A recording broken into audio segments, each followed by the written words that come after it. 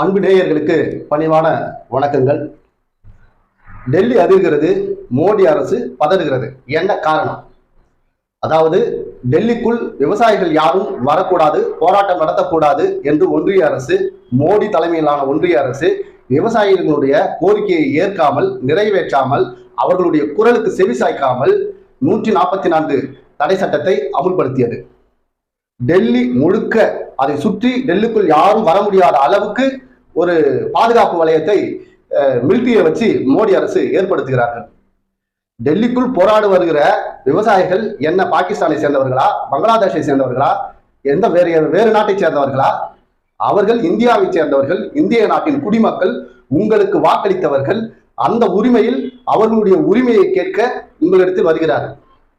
அவர்களை நேரில் சென்று சந்தித்து அவர்களுடைய குறையை உங்களால் தீர்க்க உங்களால் முடியவில்லை.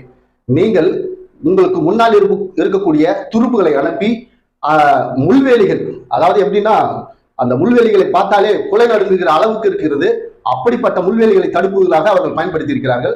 இதையும் தாண்டி விவசாயிகள் அந்த தடுப்புகளை உடைத்துக் கொண்டு உள்ளே வருகிறார்கள். உள்ளே வருகிற விவசாயிகள் மீது, அதாவது இராணுவத்தில் பயன்படுத்தக்கூடிய எதிரிகள் மீது பிரயோகப்படுத்தக்கூடிய கண்ணீர் வெடிகுண்டை, அதாவது நம்முடைய இந்திய விவசாயிகள் மீது அவர்கள் பயன்படுத்துகிறார்கள். இது எவ்வளவு பெரிய அயோக்கியத்தனம்! மோடி சர்க்கார் அவர்களே, நீங்கள் இதை எங்கு செய்திருக்க வேண்டும் என்றால், சீன நாட்டுக்காரன் நம்முடைய எல்லையை ஆக்கிரமிப்பு செய்து உள்ள வந்து வீடு கட்டி, கோயில் கட்டி, கும்பாபிஷேகம் நடத்தி, கூடு ஊற்றி உனக்கே ஒரு சொம்பு அனுப்பிட்டான். அதை தட்டி கேட்க, அங்க பாதுகாப்பு அதிகரிக்க உங்களால் முடியவில்லை. இப்படிப்பட்ட சூழலில் பங்களாதேஷ்ல இருந்து உள்ளே வருகிற அகதிகளை தடுப்பதற்கு இப்படிப்பட்ட முள்வேலிகளை உங்களால் அமைத்து பாதுகாக்க முடியவில்லை. ஹரியானாவில் கலவரம் வந்தபோது இப்படிப்பட்ட பாதுகாப்பு அரண்களை ஏற்படுத்தி அந்த மக்களை பாதுகாக்க உங்களால் முடியவில்லை.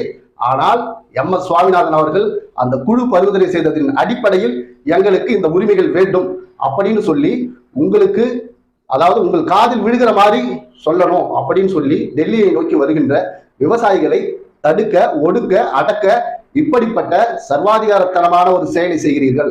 இது உங்களுக்கு நல்லது இல்லை அப்படின்னு உங்களுக்கே நல்லா தெரியும். எந்த ஒரு சர்வாதிகார ஆட்சியும் என்றைக்கும் அதாவது கடைசி வரைக்கும் நின்றதா வரலாறே கிடையாது.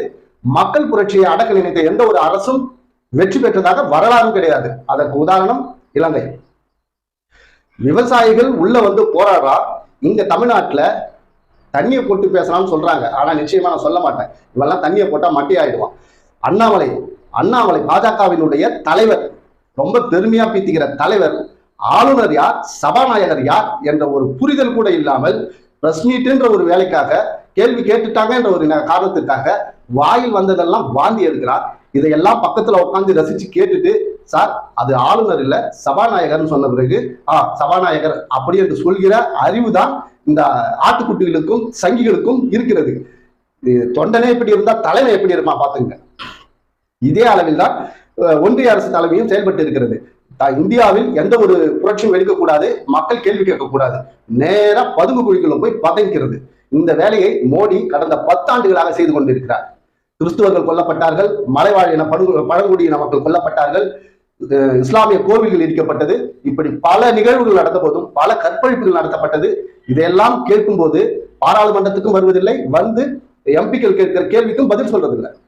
சார், விவசாயிகள் இன்றைக்கு உள்ள வரக்கூடாதுன்னு நீங்க சொல்றீங்க. அதாவது அவங்க உள்ள வந்தால் உங்களுடைய டிராக்டர் பறிமுதல் செய்யப்படும், உங்களுடைய பாஸ்போர்ட் முடக்கப்படும், நீங்கள் கைது செய்யப்பட்டு சிறையில் அடைக்கப்படுவீர்கள் அப்படின்னு எவ்வளவு மிரட்டி பார்த்துட்டீங்க. இதற்கெல்லாம் அஞ்சுகிறவன் விவசாயி அல்ல. ஏன்னா ராணுவத்தை வைத்து நீங்கள் விவசாயியை அடக்க பாக்குறீங்க. ஒரு விஷயத்தை நல்லா தெரிஞ்சுக்கங்க. இந்திய ராணுவமே, நான் குறைத்து சொல்லவில்லை, இந்திய ராணுவமே பாதுகாப்பாக இருக்க வேண்டும் என்றால், உடல் சக்தியோடு இருக்க வேண்டும் என்றால், என்னுடைய விவசாயி அவன் பயிர் செய்து கோதுமை, அரிசி, பருப்பு, காய்கறிகள் பயிர் செய்து கொடுத்தால்தான் அதை சாப்பிட்டுட்டு தான் நீங்க எல்லையில எங்களுக்கு எல்லைச்சாமியாக நிற்க முடியும். அவன் போய் சேத்துல கை வைக்கலாம், விவசாயம் பண்ணலனா பூவா சோத்துக்கு என்ன சார் பண்ணுவீங்க? அவர் மோடி பர்கர், பீஸா அப்படின்னு அமெரிக்கா, லண்டன் அப்படின்னு பறக்க ஆரம்பிச்சிருவாரு. இந்தியாவில் இருக்கக்கூடிய நம்முடைய நிலை என்ன? விவசாயிகளுக்கு ஏற்படுகிற இந்த இன்னல்களுக்கு மக்கள் மிக பெரிய அளவில் சப்போர்ட் பண்ணணும். அதாவது டெல்லிக்குள்ள வரக்கூடாதுன்னு சொல்லிட்டாங்க. ஆனால் ஒரு விவசாயி ஆட்டுப்பாதையில், அதாவது பாய்ந்து ஓடுது அந்த ஆத்துல தண்ணி, அதுக்குள்ள டிராக்டரை விட்டு ஏத்திட்டு அந்த டெல்லிக்குள்ள வந்து புகுந்து ஆர்ப்பாட்டத்தில் கலந்து கொள்கிறார். அப்போ அவர்களுடைய வலி வேதனை எப்படி இருந்தால் அந்த உத்வேகம் அவர்களுக்கு வந்திருக்கும் அப்படின்றத மக்களாகிய நாம் புரிந்து கொண்டு அவர்களுக்கு வந்து ஒத்துழைப்பு அளிக்க வேண்டும். எங்கேயோ டெல்லியில தானே போராட்டம் நடக்குது, விவசாயிகள் போராடுறாங்க அப்படின்னு சொல்லி நாம் சர்வசாதாரணமாக கடந்து போனால் நாளைக்கு ஒவ்வொரு அமைப்பாக பாதிக்கப்படும், அன்றைக்கு நாம் துண்டாடப்படுவோம். ஆகையால் ஒற்றுமையாக இந்த விவசாயிகளுடைய இந்த போராட்டத்திற்கு, இந்த பச்சை படைக்கு நாம் ஆதரவு கொடுத்தே ஆக வேண்டும் என்பது நம்முடைய தார்மீக கடமை. இங்க இன்னொரு விஷயம் என்னன்னா, விவசாயிகளுடைய அந்த சின்னத்தையே குத்தகையாக வாங்கி வைத்துக் கொண்டிருக்கிற இந்த நோம் தமிழர் கட்சியினுடைய சீமான் எங்க இருக்காருன்னு தெரியல. ஒருவேளை நாக்பூருக்கு மாமூல் வாங்க போயிருக்காரா அப்படின்றது நமக்கு புரியல. இவரும் மோடி மாதிரி பதுங்கு குழியில் போய் பதுங்கி கொண்டாரா அப்படி என்பது நமக்கு தெரியல. இப்படி அதிகார வர்க்கத்தில் இருக்கக்கூடியவர்களை கேள்வி கேட்க வேண்டிய நீங்கள் எதுக்கு வந்தீங்க? எதுக்குடா வந்தீங்க அரசியலுக்கு? மக்களை கேள்வி கேட்கணும், மக்களை கேள்வி கேட்கணும்னா வந்தீங்க. மக்களுக்காக அரசை எதிர்த்து அதிகாரம் எதிர்த்து கேள்வி கேட்கணும்னு சொல்லிட்டு தான் உள்ள வந்து அரசியல் செய்றீங்க. ஆனால் அதிகாரத்தில் இருக்கக்கூடியவர்கள், அது மோடி அரசாக இருந்தாலும் சரி, காங்கிரஸாக இருந்தாலும் சரி, அதிமுக, திமுக, இப்படி எந்த கட்சியாக இருந்தாலும் சரி, அதிகாரத்தில் இருக்கும்போது மக்களை நீங்கள் ஏளனமாக நினைத்தால் மக்கள் உங்களை தூக்கி எறிய ஒருபோதும் தயங்க மாட்டார்கள். இந்தியா மக்களாட்சியின் நாடு, மக்களாட்சியின் அடிப்படையில் நடைபெறுகிற குடியரசு நாடு. அதாவது என்ன கேட்கிறாங்க? குறைந்தபட்ச ஒரு அடிப்படை தாங்கள் வாழ்வதற்கான ஒரு உரிமையை கேட்கிறாங்க. அதை கூட செய்து கொடுக்க முடியாது அப்படின்னு சொல்ற இந்த ஒன்றிய அரசு எதற்கு? மோடிக்கு, அம்பானிக்கும், அதானிக்கும் சேவை செய்வதற்கே நேரம் போகும்னா இந்த ஆயிரக்கணக்கான கோடிக்கணக்கான விவசாயிகள் செத்து மடியட்டும் என்பது உங்களுடைய எண்ணமா? இந்த மக்கள் வாழ வேண்டும் என்றால் ஒரு குடும்பம் நாசமாக போகட்டும், அழிஞ்சு போகட்டும், செத்தொழிந்து போகட்டும் அப்படின்னு சொல்லி பல பேர் சொல்லி இருக்காங்க. அந்த வகையில் அதானி குடும்பம் நாசமா போனா நமக்கு என்ன, அம்பானி குடும்பம் அழிந்து போனால் நமக்கு என்ன? நமக்கு தேவை நாட்டு மக்கள். அதை வந்து புரிந்து கொள்ளாமல் இந்த மோடி அரசு மெத்தனமாக இப்படி செய்து கொண்டிருக்கிறது. கடைசியாக உள்ளே வருகிற விவசாயிகளை சிறைபிடித்து அவர்களை சிறையில் வைக்க வேண்டும் என்பதற்காக டெல்லியில் இருக்கக்கூடிய பவானா மைதானத்தை டெல்லி அரசு கிட்ட, அதாவது கெஜ்ரிவால் கிட்ட கேட்டிருக்காங்க. அவன் மானஸ் தந்தாள், அதெல்லாம் எங்களால் கொடுக்க முடியாது, ஒத்துழைப்பும் அளிக்க முடியாது அப்படின்னு சொல்லி மோடி அரசு மூஞ்சில் அறிந்தார் போல் கெஜ்ரிவால் அவர்கள் சொல்லி இருக்கிறார். இப்படி அதாவது என்ன செய்யறது அப்படின்னு தெரியாம தான் புரட்சி வெடிக்குது. அவர்கள் கேட்கிறார்கள், நீங்க கொடுத்தீங்கன்னா அதற்கான என்ன அளவுகோல் என்பதையும் நீங்க சொன்னீங்கன்னா அவர்கள் அதுக்கு திரும்ப பதில் சொல்லுவார்கள். ஆனால் காதிலே வாங்கிக்கிறது கிடையாது.